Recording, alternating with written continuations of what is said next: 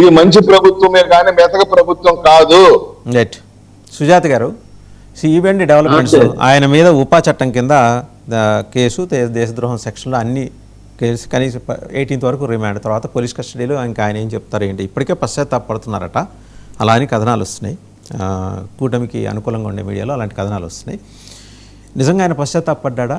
ఆయన చేసింది కరెక్టేనా? అలాగే ఊపిరి తీసుకోనికుండా కేసుల మీద కేసులు పెట్టి బెయిల్ మీద బయటికి రాగానే లోపలేయటం కరెక్ట్? ఇందాక సుప్రీంకోర్టు తీర్పుని హైకోర్టు సీనియర్ న్యాయవాది ఆంధ్రప్రదేశ్ ముస్లిం లీగ్ ప్రెసిడెంట్ బషీర్ అహ్మద్ గారు ప్రస్తావన చేశారు. అలా ఒకే కేసు మీద పలుసార్లు అరెస్ట్ చేయడం అనేది కరెక్ట్ కాదు అని చెప్పేసి.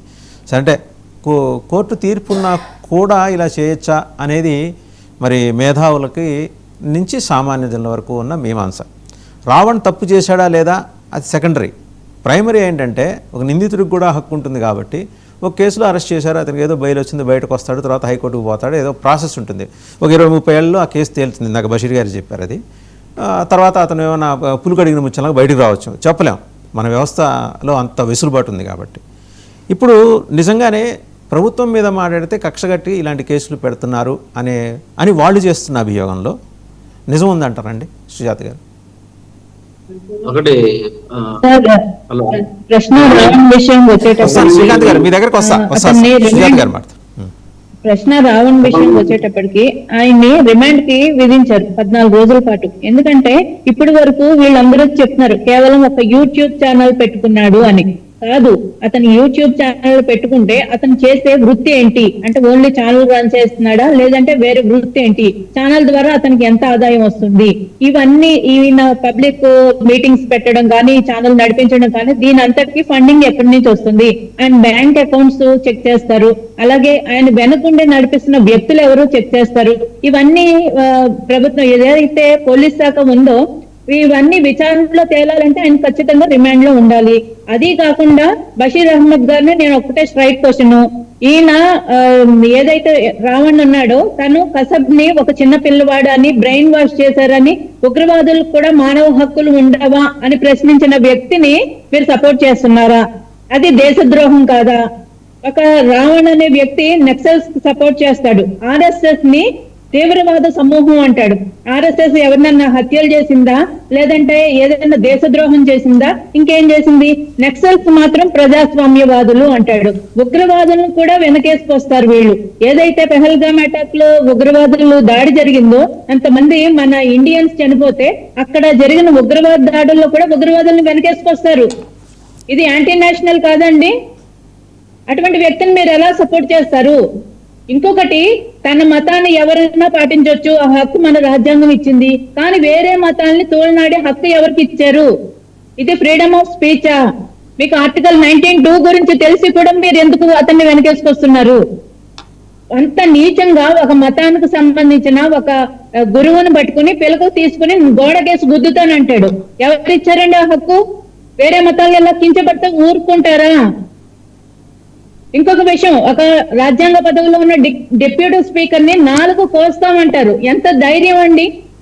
పబ్లిక్ మీటింగ్ పెట్టి ఒక స్పీకర్ 4 కోస్తామంటారు, ఒక డిప్యూటీ సీఎం ని నేలకేసి గుద్దుతామంటారు. అంటే మీకు ఫ్రీడమ్ ఆఫ్ స్పీచ్ ఇచ్చారని చెప్పి ఇష్టం వచ్చినట్టు మాట్లాడతారా? అక్కడ సభ పెట్టింది దళిత క్రైస్తవ సభని పెట్టారు, వెనక అంబేద్కర్ గారి బొమ్మ పెట్టుకున్నారు. మరి అదే అంబేద్కర్ గారు చెప్పిన ఇది ఆర్టికల్ 19(2) ఎందుకండి మీరు పక్కన పెట్టేస్తారు కన్వీనియంట్ గా? ఇంకొక విషయం, పవన్ కళ్యాణ్ గారు ప్రశ్నించలేదా, రావణ్ ప్రశ్నించలేదా? దయచేసి మేధావులు ఈ రెండింటిని కలిపేయకండి. ఎందుకంటే ఒకళ్ళు మన మీద దాడి చేశారనుకోండి, మనం ఖచ్చితంగా ప్రతిఘటిస్తాం. వచ్చి కొట్టు మమ్మల్ని తిట్టు అని చెప్పి ఎవరు అనరు, ఖచ్చితంగా ప్రతిఘటిస్తారు. ప్రతిఘటించడాన్ని దాడిని ఒకటే ఘాటిని కట్టేస్తున్నారు. ఇది ప్రజలందరూ గమనించాలి. చాలా తెలివిగా వైసీపీ ఇక్కడ ఒక దాడి చేస్తుంటే ప్రతిఘటించడాన్ని కూడా ఒకటే ఘాటిని కట్టేస్తుంది. పవన్ కళ్యాణ్ గారిని దాదాపు 10 ఏళ్ల పాటు పెళ్లిళ్ళని ప్యాకేజీలన్నీ అదైతే ఆయన ప్యాకేజ్ తీసుకున్నారని పెళ్లిళ్ళని ఇంకా ఎన్నో రకాలుగా ఒకటేంటి ముఖ్యమంత్రి, వైసీపీ మంత్రులు, ఎమ్మెల్యేలు, ఎంపీలు, వాళ్ళ కార్యకర్తలు 10 ఏళ్ల పాటు హింసించి మాటల దాడి చేసి వాళ్ళ ఇంట్లో భార్యని పిల్లల్ని ఎన్నో మాటలు అనగా విసుగొచ్చి ఆయన ఒక్కసారి చెప్పు చూపించారు. కొడకల్లారా అన్న మాట మాట్లాడారు.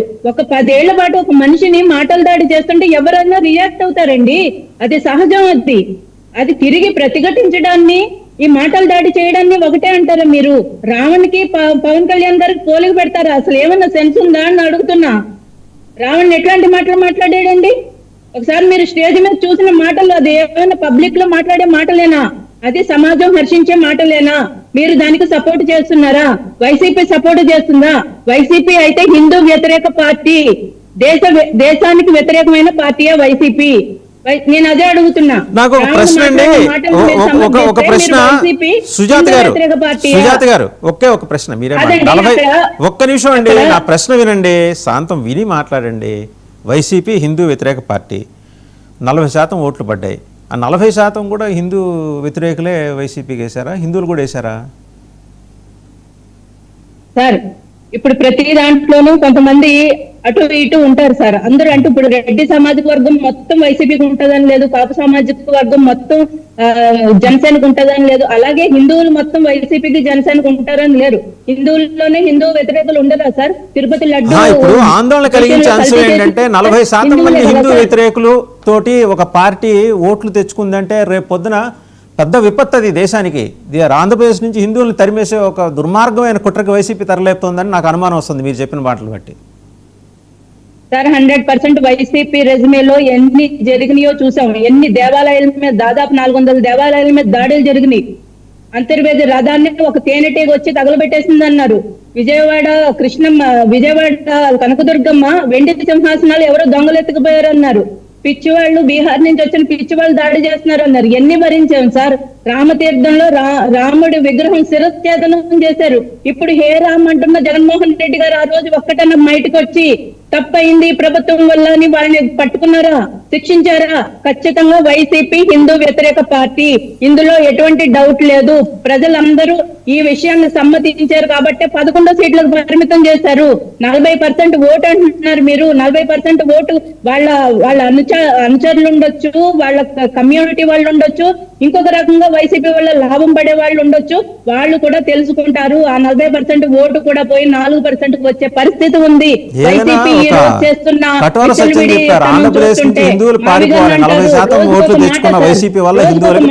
మీద స్టాండ్ లేని తను వైసీపీది. అంటే హిందూ మతాన్ని మీకు ఇష్టం వచ్చినట్టు వాడుకుంటారా? మీకు అధికారంలో ఉన్నప్పుడు దాడులు చేస్తారా? అధికారం పోయాక హేరం అంటావా? ఎవరండి నమ్మేది పరిస్థితి? జగన్మోహన్ రెడ్డి గారిని మీరు ఎంతమందిని పట్టుకున్నారు? దేవాలయాల మీద దాడి జరిగిన వాళ్ళు ఒక్కళ్ళు చూపించండి. రావణ్ ఖచ్చితంగా శిక్షార్హుడు, ఆయన మీద కేసులు పడతాయి. ఎందుకంటే అతను పవన్ కళ్యాణ్ అన్నాడను, చంద్రబాబు నాయుడు కేసులు పడుతున్నాయి ఆయన మీద. నెక్సల్స్ కి తను సపోర్ట్ చేస్తున్నాడు బహిరంగంగా. సార్ ఒక్క మాట అండి, దళిత క్రైస్తవ సభని పెట్టారు.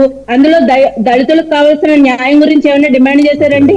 అంటే వాళ్ళకి కావాల్సిన ఏదైతే ఆర్థిక సహాయం గురించి అడిగారా? విద్యార్థులకు చదువుల గురించి అడిగారా? సుజాత గారు ఇంకా ఆయన మాట్లాడాలి, శ్రీకాంత్ గారు మాట్లాడాలి. మీరు ఇప్పుడు ఎంతమంది మాట్లాడిందని ఇప్పుడు, ఎందుకంటే ఈ కుట్రలన్నిటికీ ప్రధాన కారణమైన వైసీపీ తరఫున ప్రతినిధిగా ఆయన పాపం ఇప్పుడు మీరు ముగ్గురు మాట్లాడిన తర్వాత ఆయన మాట్లాడబోతున్నారు. హిందువులకి రక్షణ లేదు రాష్ట్రంలో, ఎందుకంటే వైసీపీ 40% ఓటు తీసుకున్న వాళ్ళంతా హిందూ వ్యతిరేకులే వైసీపీకి ఓటేశారు. సో హిందువులు రాష్ట్రం నుంచి పారిపోయే పరిస్థితి ఉంది కాబట్టి ఆ పార్టీని రాష్ట్రం నుంచి బహిష్కరించే కార్యక్రమం ఏదో ఒకటి చేపట్టాలి. జనం నుంచి వస్తుందిలేండి ఆ ఉద్యమం ఎలాగో.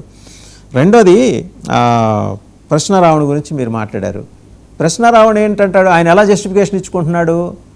అంతకుముందు డిప్యూటీ సీఎం గారు మాట్లాడలేదా? ఆయన మాట్లాడినప్పుడు లేని తప్పు నేను మాట్లాడితే వస్తుందా అంటున్నారు. రెండూ తప్పే. అంటే ఒకవేళ ప్రశ్నారావణది తప్పైతే మీరు మాట్లాడింది కూడా తప్పే అవుతుంది కదండి? తప్పేనా? పవన్ కళ్యాణ్ గారు మాట్లాడింది తప్పు కాదు. ఆయన ఇంట్లో వ్యక్తిగతంగా వాళ్ళ భార్యని పిల్లల్ని అంటే ఆయన వ్యతిరేకించారు. చెప్పదీసుకుని కొడతాను మా ఇంట్లో వాళ్ళ గురించి మాట్లాడితే అన్నారు. తప్పుడు ఆరోపణలు చేస్తే ఆయన క్లియర్ గా చూపించారు. ఆ రోజు ఆయనకు ఆస్తులు ఎంత, ఆదాయం ఎంత, ఆయన కట్టుకున్న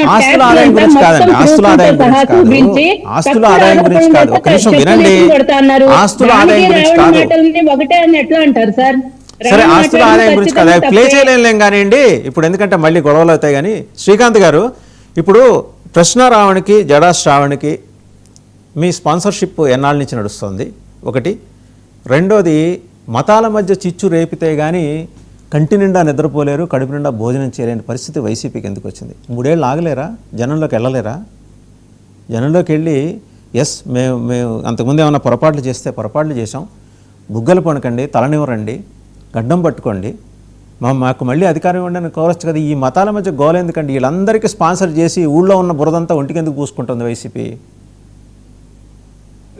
ఒకటి వాసుదేవన్ గారు, 99 వీక్షకులకు, మీకు ప్యానల్లో ఉన్న సభ్యులకు అందరికీ శుభోదయం. ఒకటి, మన ప్రసాద్ గారు మాట్లాడినా, వీర మహిళ ఏమేమి మాట్లాడినా, వీళ్ళందరూ కూడా తను పట్టిన కుందేలుకు 3 కాళ్ళు అనే టైపు. అంటే యథా రాజా తదా ప్రజ. వీళ్ళ నాయకులు ఎట్లున్నారో వీళ్ళు అట్లే తయారయ్యారు. దీంట్లో ఏమాత్రం ఇది లేదు.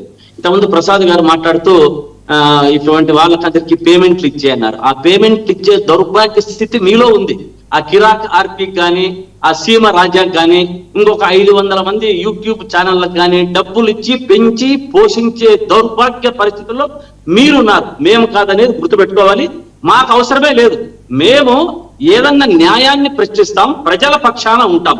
కులాలకు, మతాలకు, పార్టీలకు అతీతంగా జగన్మోహన్ రెడ్డి గారు ముందుకు పోతారు. బాగా గుర్తుపెట్టుకున్నాం. మళ్ళీ వాస్తవం గారు ఇది మాట్లాడదాం. యూట్యూబ్ లో మన ప్రశ్న రాయల్, మన రిపోర్ట్ లో మావోయిస్ట్ తో సంబంధాలు కానీ ఉంటే, ఏదైనా దేశద్రోహ కేసులు ఉంటే శిక్షలు మాత్రం ఎవరికైనా పడవలసిండేదే.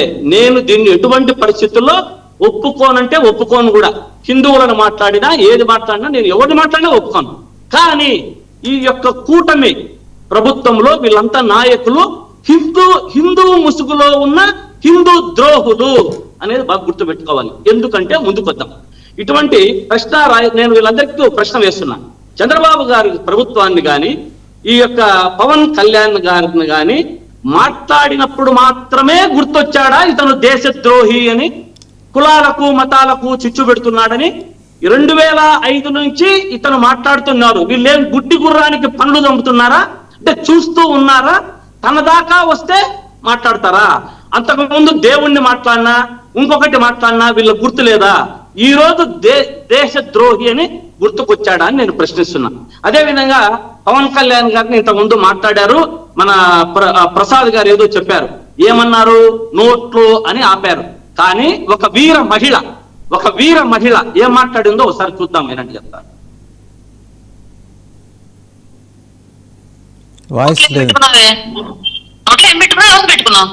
వర్గాలను చెప్పొద్దు, పేరును చెప్పండి అన్నారు. ఇది కూడా కాపు కులానికి సంబంధించిన వ్యక్తులు ఒక ఇంట్లో ఒక మనిషి చనిపోతే సామాజిక బహిష్కరణ చేశారు. ఒకటి, ఆ వీర మహిళ ఏమనింది? వాడు నోట్లో అని ఆపాడు. ఈమెమనింది? ఒక మహిళను అని నేను ప్రశ్నిస్తున్నా. ఒక మహిళను ఎంతవరకు మాట్లాడింది? ఏమి కథ? ఇప్పుడు అతనికి శిక్ష పడింది, వాస్తవమే తప్పు చేశాడు. ఇప్పుడు ఈ అమ్మాయిని ఏం చేస్తారు? శిక్ష వేస్తారా వేయరా? వాడు నోటు వరకే ఆపాడు. ఈ అమ్మాయి ఒక మహిళ అని అతను మర్చిపోయి తాను ఇంకొక మహిళను ఇంకొంచెం ముందుకు వెళ్ళింది. అంటే నేను కూడా మాట్లాడేదానికి సిగ్గుపడుతున్నా. ఆ ముందుకు పోయిండేది ఎంతవరకు పోయిందనేది నేను మాట్లాడడానికి కూడా సిగ్గుపడుతున్నా. అటువంటి పరిస్థితులలో యథా రాజా తదా ప్రజ. పవన్ కళ్యాణ్ ఎలా ఉంటే ఇక్కడ మహిళలే కాదు ప్రతి ఒక్కరు కూడా అలానే ఉన్నారు. హిందూ దేవులను కింద పరిచాడు. మాట్లాడినప్పుడు సంవత్సరం నుంచి మాట్లాడుతున్నాడు కదా. ఏం చేస్తున్నారు మీరు? ఏం చేశారు? అంటే మిమ్మల్ని మాట్లాడేంత వరకు హిందూ దేవులను మాట్లాడిండేది గుర్తు రాలేదా మీకు? అంటే మీరేమి హిందూ ముసుగులో ఉన్న హిందూ ద్రోహులు కాదా? తప్పే. ఎవరు చేసినా శిక్షించలేదే. నేను ఈ విషయంలో మాత్రం ఇటువంటి పరిస్థితుల్లో ఎవరిని తప్పుపట్టను. దీన్ని ఎవరు కూడా మా పార్టీ కానీ, ఇంకొక పార్టీ కానీ, ఏ పార్టీ కానీ దీన్ని క్షమించదు, స్వీకరించదు కూడా. ఏ మతాన్ని మాట్లాడినా, ఏం మాట్లాడినా మీరు ఏం చేశారు అని అడుగుతున్నా. ఇంకొక పాయింట్ ఇవ్వడము. 2025లో గొల్లప్రోలు మండలంలో పాఠశాల విద్యార్థుల మధ్య జరిగిన గొడవను కులాల మధ్య ఘర్షణ అని చిత్రీకరించి యూట్యూబ్ లో వీడియోలో అప్లోడ్ చేశాడు. ఎప్పుడు? 2005లో. ఇంతవరకు ఏం చేస్తున్నారయ్యా మీరు? అప్పుడు తెలియలేదా? 2005 నుండి 2006 వరకు ఏం చేస్తున్నారు? గన్నవరం PS లో 188 FIR నంబర్ 2026 ప్రకారం BNS యాక్ట్ 147, 148, 152, 197, 197 1D, 353 1D దేశద్రోహం, విధ్వంసం, రెచ్చగొట్టడం, జాతీయ సమగ్రతకు విమర్శం. ఏం చేశాయా మీరు సంవత్సరము? ఇది ఎప్పుడు జరిగింది? ఇది ఇంతవరకు ఏం చేస్తున్నారు అంటే తన దాకా మీ వరకు వస్తే ఇవి మీరు చెయ్యరా? మీరు చర్యలు తీసుకోరా? మీ ప్రభుత్వం చేత కాదా? హోంశాఖ ఎత్తిపోయిందా? Law and order ఎత్తిపోయిందా? ఏం చేస్తున్నారు? ఊరికే మాట్లాడడానికి మాత్రం సనాతన ధర్మం, సనాతనం భుజాన వేసుకొని మెట్లు గడగడం ఏం చేస్తారా? అయోధ్యలో హుండీ తగ్గింటే ఏం చేస్తాడు పవన్ కళ్యాణ్ గారు? ఇంతవరకు మాటలే, నోట్లో నుంచి మాట ఏమైందో అర్థం కాలే. ఏదన్నా మాట్లాడితే కొంచెము క్రైసిస్ లో ఉంటే భుజాల నొప్పులు, ఆపరేషన్లు, 3 నెలలు అండర్ గ్రౌండ్. దీన్ని బట్టి చూస్తే దళిత సంఘాలు ఏమంటున్నాయంటే ప్రభుత్వంలో అన్ని తప్పులు పెట్టుకొని ప్రశ్నిస్తే అక్రమంగా మీరు అరెస్టు చేసి కేసులు పెట్టారా అని దళిత సంఘాలు అడుగుతున్నారు. దీనికి మీరు సమాధానం చెప్పొచ్చు కదా. 1 సంవత్సరం నుంచి ఏం చేస్తున్నారు? అంతవరకు లేదు. మిమ్మల్ని మాట్లాడితే ఎందుకు వచ్చింది ఇది? మిమ్మల్ని మాట్లాడేంత వరకు ఎవరిని మాట్లాడటం ఏమి అభ్యంతరం లేదా? ఎందుకు సార్ ఈ కన్నీటి ఎందుకు చేస్తున్నారు? ఇటువంటి పరిస్థితుల్లో కూటమి ప్రభుత్వం తప్పును క్షమించారు.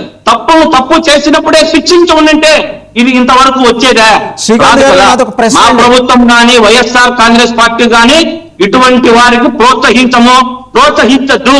ఆ దుస్థితి, దౌర్భాగ్యం, పేమెంట్లు ఇచ్చి యూట్యూబ్ ను పోషించే దౌర్భాగ్య పరిస్థితుల్లో కూటమి ప్రభుత్వం ఉంది. నాదొక ప్రశ్న. ఓకే శ్రీకాంత్ గారు, నాదొక ప్రశ్న. ఇప్పుడు నిన్న గన్నవరం ఎయిర్పోర్ట్ లో రావణ్ గారి భార్య అనూష్ గారు అనుకుంటా, వారు వెళ్ళి జగన్మోహన్ రెడ్డి గారికి అయ్యా మాకు న్యాయం చేయండి అని చెప్పేసి అది చెప్తుంటే ఆయన అమ్మ సరే అది దేవినేని అవినాష్ చూస్తారని చెప్పి అవినాష్కి అప్పచెప్పేసి గాబరాగా ఇంటికి వెళ్ళిపోయారు. అంటే ఎక్కడ మీకు రహస్యం, ఒక్క నిమిషం, మరి మీ రహస్యమిత్రుడైన బీజేపీకి ఏమైనా కోపం వస్తుంది అని చెప్పేసి, ఎందుకంటే హిందూ దేవుళ్ళని అతను తిట్టాడు కాబట్టి మళ్ళీ అతని తరఫున వక్రత పుచ్చుకుంటే దొరికిపోతామేమో. నా ప్రశ్న పూర్తి కాలేదు అనే భయంతో నెమ్మదిగా ఆ వ్యవహారం వదిలించేసుకుని ఆయన ఎగదోసింది మీరు అని వాళ్ళు అంటున్నారు. తర్వాత ఆయన భార్య పాపం వచ్చి అయ్యా నా భర్తకు అన్యాయం జరుగుతుంది ఏదైనా సాయం చేయండి అంటే అవినాష్ నువ్వు చూడయా అని చెప్పేసి ఆయన వెళ్ళిపోవటం ఎంతవరకు కరెక్ట్ గన్నవరం ఎయిర్పోర్ట్ లో? ఒకటి వాసుదేవన్ గారు, ఒకటైతే గ్యారెంటీ చెప్తా. ఇప్పుడు తప్పును ఎవరు చేసినా తప్పనాలి, కానీ చట్ట ప్రకారంగా చర్యలు తీసుకుంటే వీళ్ళని ఏదైనా ఎవరు కూడా ప్రశ్నించరు. విజయవాడలో అబ్బాయి చనిపోయాడు, 40 రోజులు జగన్మోహన్ రెడ్డి వచ్చిన వరకు చలనం లేదు. క్రాంతి కుమార్ చనిపోయిన తర్వాత జగన్మోహన్ రెడ్డి అడిగిన వరకు ఎవరు దాన్ని పట్టించుకోలేదు. రైతులు జగన్మోహన్ రెడ్డి గారు పోయిన వరకు వాళ్ళ సమస్య పరిష్కారం. ఇది కూడా ప్రతి ఒక్కటి ప్రజాస్వామ్యంలో ఉన్న తర్వాత జగన్మోహన్ రెడ్డి గారిని మాకు పాలక పక్షం అన్యాయం చేస్తాంది, మమ్మల్ని మా ఈ శిక్ష పెట్టి ఇబ్బంది పెడుతున్నారు అనడంలో, వారు అడగడంలో తప్పులేదు, జగన్మోహన్ రెడ్డి గారు చెప్పడంలో తప్పులేదు. ఎందుకంటే చట్టరీత్యా తీసుకోమనే చెప్తాం. కానీ వీళ్ళు అది కాదు. నేను ఒకటే చెప్తున్నా, సంవత్సరం నుంచి అతను సంఘ విద్రోహ శక్తులు గాని, కులాలను గాని, మతాలను గాని రెచ్చగొట్టే విధంగా మాట్లాడుతుంటే వీళ్ళు ఏమి చేస్తున్నారు? దీనికి వీళ్ళని సమాధానం చెప్పమని సప్తగిరి చెప్తా అంటున్నారు. సప్తగిరి ప్రసాద్ గారు ఆయన దిగవరాపురం శ్రీకాంత్ గారు మాట్లాడుతూ సంవత్సరం నుండి తిట్టా ఉంటే ఏం చేస్తున్నాడు, సంవత్సరం నుండి తిట్టా ఉంటే ఏం చేస్తున్నాడు, సంవత్సరం నుండి తిట్టా ఉంటే ఏం చేస్తానంటే ఇప్పుడు ప్రభుత్వానికి ఉదయం నిద్రలేసి యూట్యూబ్ ఓపెన్ చేసి ఎవడోడు మమ్మల్ని చూస్తున్నాడు అని చూడడం మా బాధ్యత కాదు. ఫస్ట్ థింగ్ జనసేన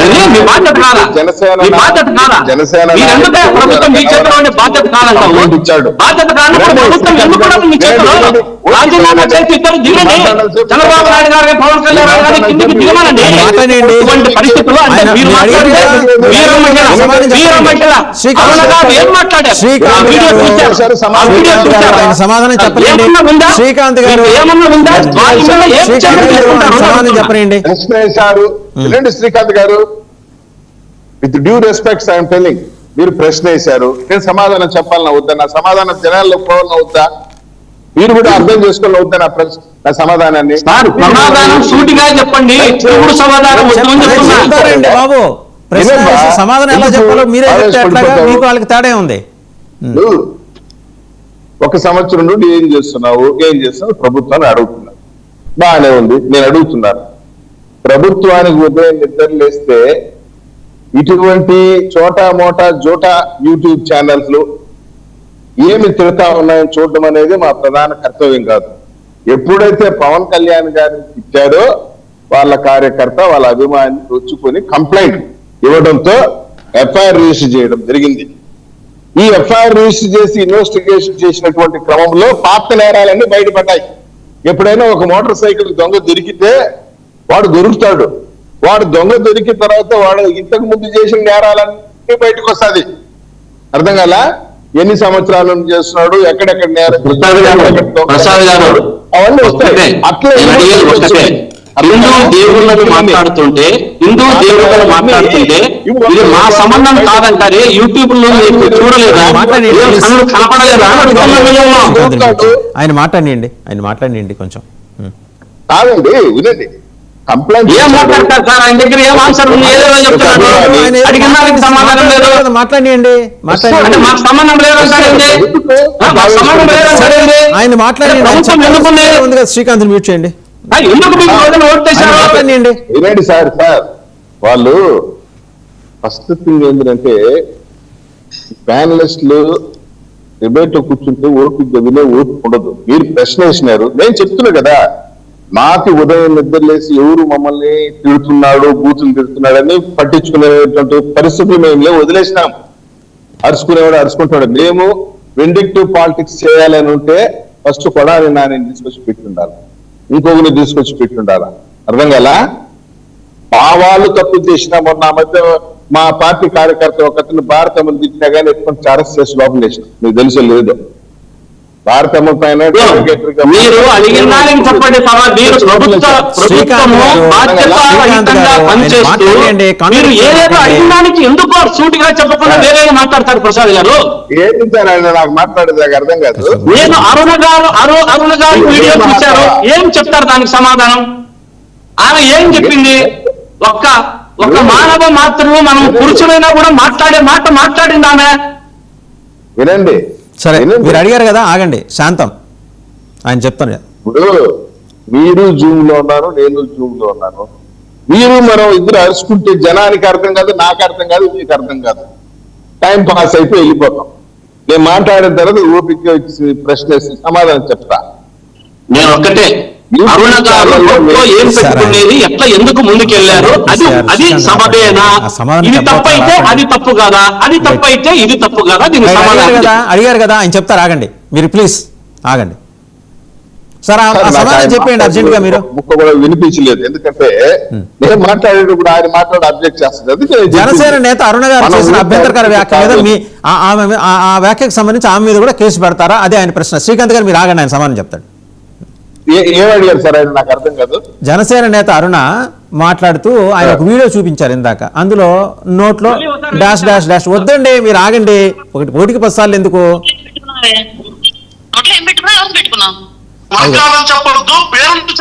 అది సరే, మీరు ఆగండి సార్. మరి ఇందాక నుంచి గోల, మీరు ఆగండి. ఆయన మాట్లాడతారు. ఏది నాకు అర్థం కాదు. పవన్ కళ్యాణ్ ఆ ప్రశ్న రావణనే వ్యక్తి నోటికి వచ్చినట్టు మాట్లాడుతూ రియాక్ట్ అవుతారండి వారి కార్యకర్తలు.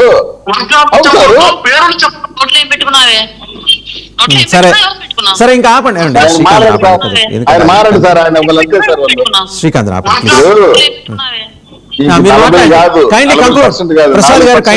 కరెక్ట్. మీ వల్ల ఇప్పుడు జగన్మోహన్ రెడ్డి పోయింది. ఇప్పుడు ఇంటికి ఇలాంటి వాళ్ళు ప్యానలిస్ట్ లో 4 కూర్చొని ఆయన ఇంటికి పంపించేసినారు. అర్థం కదా?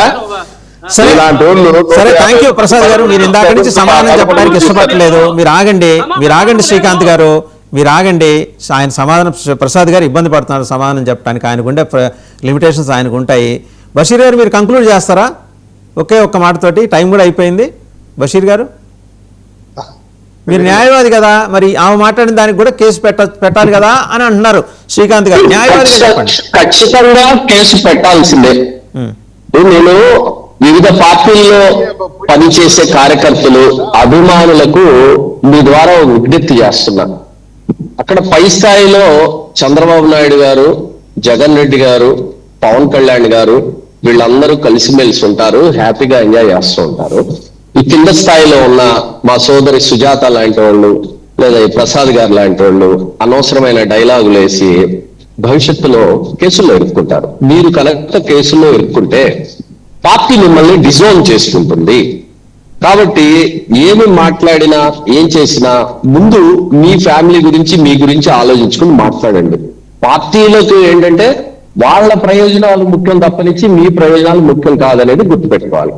తర్వాత మా వీర మహిళ సోదరి మాట్లాడుతూ రావణ్ణి సమర్థిస్తున్నారు అంటే, అమ్మ నువ్వు ఒక విషయం గుర్తుపెట్టుకోవాలి, ఆయన మీద నేర ఆరోపణ జరిగింది కానీ ఆ ఆరోపణలు ఏవి కూడా ప్రూవ్ కాలేదు.